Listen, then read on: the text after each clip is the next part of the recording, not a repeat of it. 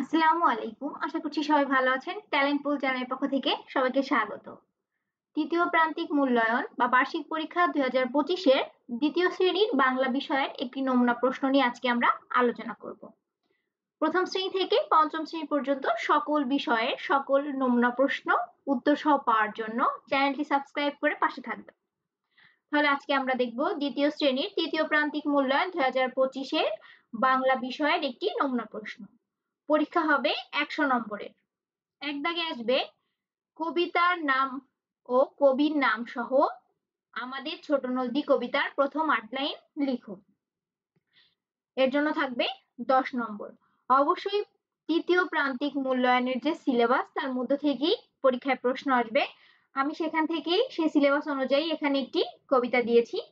এখানে যে কবিতা সম্পর্কে বলবে সেই কবিতা এবং কবির নাম সহ লিখতে হবে। যদি ৮ লাইন বলে ৮ লাইন, ৪ লাইন বললে ৪ লাইন লিখতে হবে।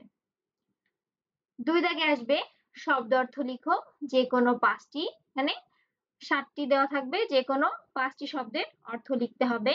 এর জন্য থাকবে ১০ নম্বর। এখানে আমি দিয়েছি সরব, পহেলা, সেথা, হামলা, মুক্তিসেনা, নবান্ন, মদিনা। ৩ দাগে আসবে বাক্য তৈরি করো, যে কোনো ৫টি। এর জন্য থাকবে ১০ নম্বর।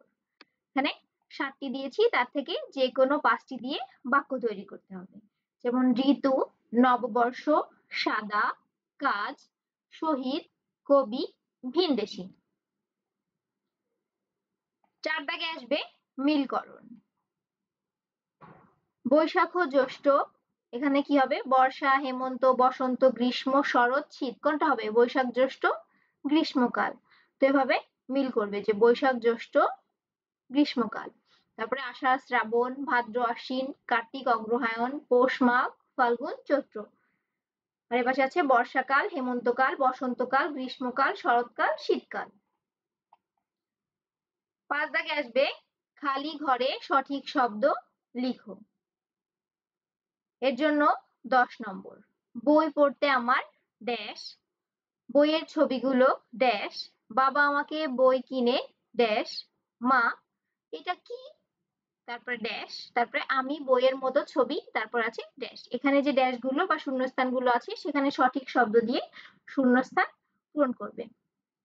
তোমার তৃতীয় প্রান্তিক মূল্যায়ন পরীক্ষার আগে অবশ্যই একটি সাজেশন দিব, যেখানে সমস্ত যে তৃতীয় প্রান্তিকের সিলেবাসে যে শব্দ অর্থ, বাক্য তৈরি, শূন্যস্থান, তারপরে কবিতা, প্রশ্ন আছে সেগুলোর উত্তর সবগুলো একসঙ্গে করে একটি সাজেশন অবশ্যই তোমাদের জন্য দিব। ৬ দাগে আসবে বিরাম চিহ্ন বসাও। এর জন্য ১০ নম্বর।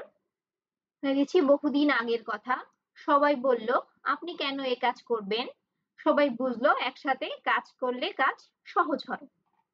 তাহলে কোথায় দাড়ি কমা বসবে সেটি বসাতে হবে। ৭ দাগে আসবে যুক্ত বর্ণ ভেঙে দেখাও। এর জন্য থাকবে ১০ নম্বর। এখানে দিয়েছি ভাদ্র, বর্ষ, সূর্য, বসন্ত, স্বদেশ। ৮ দাগে আসবে প্রশ্নের উত্তর দাও, যে কোনো ৫টি। এর জন্য ১০ নম্বর। ক বর্ষাকালে কি কি ফুল ফোটে, খ হেমন্ত ঋতুতে কি উৎসব হয়, গ শহীদ কারা, ঘ আমাদের নববর্ষ কোন দিন, ও কাশবন দেখতে কেমন, চ হানাদার কারা, ছ আমাদের জাতীয় কবির নাম কি। ৯ দাগে আসবে এখানে একটি রচনার বোধ, অর্থাৎ ৫টি বাক্য লিখতে আসবে। তোমার নিজের সম্পর্কে আসতে পারে বা ষড়ঋতু সম্পর্কে আসতে পারে, মানে তৃতীয় প্রান্তিকের মূল যে সিলেবাস তার মধ্য থেকেই কিন্তু আসবে। আমি দিয়েছি আমাদের জাতীয় কবি সম্পর্কে ৫টি বাক্য লিখো। এর জন্য আসবে থাকবে ১০ নম্বর। এবং ১০ দাগে আসবে নিজের তথ্য দিয়ে ফর্মটি পূরণ করো। এর জন্য ১০ নম্বর।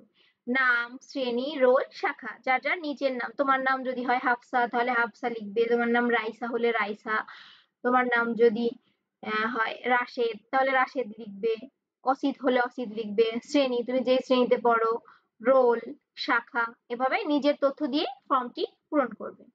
তো এভাবে প্রশ্ন কাঠামো হবে। ভিতরের প্রশ্ন টিচাররা চেঞ্জ করে দিতে পারে, কিন্তু অবশ্যই তৃতীয় প্রান্তিকের সিলেবাসের মধ্যে থেকেই প্রশ্ন আসবে। তো সেই অনুযায়ী পড়তে থাকো এবং এই নমুনা প্রশ্নের উপর একটি পরীক্ষা দিয়ে কে কত নম্বর পাও অবশ্যই কমেন্ট করে জানাবে। আর যদি কারো এই প্রশ্নপত্রের উত্তরের প্রয়োজন হয় বা উত্তর করতে অসুবিধা হয় অবশ্যই কমেন্ট করবে, আমি পরবর্তীতে তোমাদের জন্য উত্তর করে দেওয়ার চেষ্টা করব। আজ এই পর্যন্তই। পরবর্তী ভিডিওগুলো পাওয়ার জন্য চ্যানেলটি সাবস্ক্রাইব করে পাশে থাকবেন। আল্লাহ হাফেজ।